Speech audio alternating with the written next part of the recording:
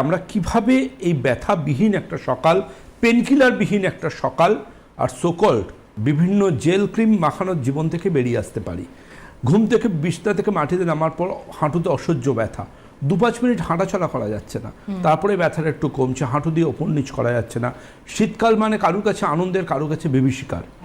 প্রথম কথা এটা বলবো, সেটা হচ্ছে আয়ুর্বেদে পঞ্চকর্ম চিকিৎসা আছে, যে চিকিৎসার মাধ্যমে এটাকে নিয়ন্ত্রণ করা যায়। কিন্তু পঞ্চকর্ম চিকিৎসার যে বিভিন্ন নিয়ম, সেই নিয়মগুলো কিন্তু কোথাও মানা হয় না। কারণ পঞ্চকর্ম চিকিৎসার প্রচুর নিয়ম আছে, সেই নিয়ম না মানলে কিন্তু এই ট্রিটমেন্টটা ইনকমপ্লিট রয়ে যায়।